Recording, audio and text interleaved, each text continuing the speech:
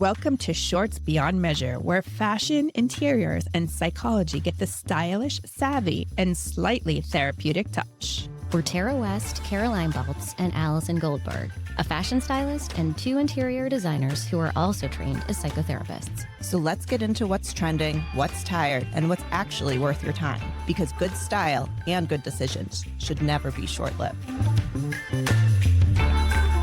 Ladies, hello. Good morning. Hi. Wait, Dave, do we record in the beginning? Like, can people see that? Because I want to talk about That part when you were picking your nose, we got it. Yeah. Thank you. Yep.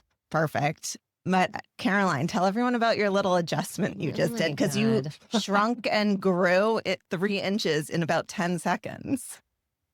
Dude, this is not something that needs to be brought up on a podcast. Of course it is. Okay, fine. I have good ego strength, so I'm going to tell everybody that I sit on my foot. I do. It makes me feel less fidgety, like with my legs, and it gives me like a couple inches of height. I love that you just said that. The other day I was working with this lovely girl.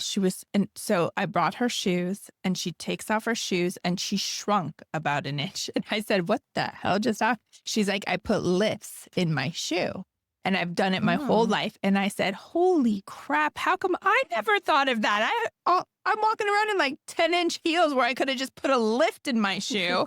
And so it was so cute. I love that. Tell Caroline, me all about pardon me. Yes. We might have some telephone books in the closet. Do you want me to check it out? That's for her car. She sits on those in the car. Yeah, I got a couple I could bring in. But I understand why you do that. It makes you feel better. It makes you feel a little lifted. Yes. It makes me feel, more part of the conversation. So Do you want me to shrink? going on that, there's all different tricks that you can do to elongate yourself. But Allison, you don't need that. No, I'm very, very, very long. Yes. So, but what are we talking about today, Caroline? So we're talking about ego strength and the idea, coming from Freudian psychology, id, ego, superego. The ego is a place where, our confidence comes from, our sense of self. The more experiences we have, the more strength we can have. The more difficulty we experience, the more knowing that we can get through difficult things, kind of pulling from different podcasts that we've talked about in the past. But I feel like it comes into play in our work in when we feel like maybe our ego is threatened as designers, stylists, and then how to kind of keep that in check and maybe realize too, this may not have anything to do with us. And 9 times out of 10, it might have more to do with the other person and what they're going through and what's coming up for them. But let's talk about when we first started our businesses, because I would say I used to personalize a lot of things. I don't know if you guys did, but I would walk away and be like, wow, I suck, or like, why did I do that? And it was so emotional because it was new and it was like I was trying to figure out the ropes. And then finally somebody said to me, why are you personalizing every single thing about your business? It's business. But I think it takes a while to adjust to that and kind of like maybe I felt like I was faking it till I make it a little bit too. Yeah. So there wasn't like a real sense of security there. It's funny that you internalized it and you were like, oh my God, I suck, because I externalized it. I'm just like, those people suck. I never want to see them again. Yeah. Analyze that, Caroline. I mean, I think that it's being looking at yourself and is it me or is it them, right? Like it really just goes back to that very concept. And it is easy to take it on as you, especially I think in our work, or believe that it's me, because we are our brands. Right. It's not like we worked for PricewaterhouseCoopers and we're doing some accounting on some spreadsheet on a computer in a back Our room. name's on it. Yeah. And it's our style. It's our recommendations. It's our eye and our gut instincts about things that people are paying us for. And I think as we mature and as our businesses mature, I can honestly say for myself is I have built confidence. Yes. Do I go through highs and lows? Of course, I'm an entrepreneur. That sucks. But for the most part, I don't internalize it or put it on myself as much anymore, unless I can really own it. And it was my thing. But I think that has a lot to do with maturity and confidence and building your business to a different place. Yeah. And having experiences like, okay, yep, they're not always going to like everything, or there's going to be mistakes, or accepting that, like, yeah, the sofa isn't always going to be to the right scale. We've taped it out on the floor and we've done everything that we can do. And, it sometimes doesn't end up working out. When you two started the business, did you guys feed off each other instantly about stuff? Like you were able to share, go back and forth like you do now? Yes, definitely. But we were also, I would say, in a more immature mindset for our business. So sometimes feeding off of each other. If one of us was annoyed with a client or a process or something, the other one would be like, me too. And then it would make it bigger than it was. I feel like now we can really like talk it out and figure out, okay, what's happening for you and how do we get through this and what's the process to move forward? I love that. I think it's so important to talk about starting a business here because all three of us have done that. And I think that it can be kind of glamorized a little bit in some ways. Oh, they have this business. Oh, she's on social media. Oh, blah, blah. But it's like a lot of work and it's a lot of mental work, wouldn't you say? And the buck stops with you. Right? Especially you are a sole proprietor. It stops with us. I mean, it stops with Caroline because I just blame her for everything. I'm like, Caroline, you didn't do that. That's why I feel like it stops with me. Okay, got it. That makes sense now. No. Thanks for revealing that. But the thrill of it, like as we talk about the finished product or when somebody's super happy, that's where you're like, all right, I'm good at what I do. Like I nailed it, right? Yes. So that's exciting. But there's a lot in the process of that. And as we mature as business owners and you do more business, that's where the confidence comes in, wouldn't you say? Yes. And I think for us, like slowing it down a little bit, like we recently had this sub that our client was unhappy with the way his demeanor was in the interaction. He can be a bit rude. Yeah, I think we try to avoid him interacting with clients generally. Little bitch is his name behind his back. We call him little bitch. That explains it. But that's a good description. But we don't judge. No, and he's good at what he does. So, sometimes he's available or whatever. And we've talked to him a little bit about his demeanor. But recently, he kind of irked one of our clients. And that's embarrassing, right? Totally. Like, that's a reflection on us. And so I talked to Allison and I'm like, I think we need to sit him down. I think this is a discussion that's going to be uncomfortable, but we need to have it. And I said, go ahead, Caroline, I'm out. But the first part of me, the initial part before I slowed it down, wanted to be like, dude, you can't treat people like that. What the fuck? I wanted to literally lay into him because my ego was bruised by the whole interaction. I felt incorporated into this. Yeah, of course. And I didn't, but of course you did, Caroline. But you helped me slow it down, and I was like, here's what I'm thinking of saying. And you're like, take a curious stance, like give him an opportunity to share what was going on for him. Like even though that didn't feel authentic necessarily. So that's where I started the conversation and it ended up going really well.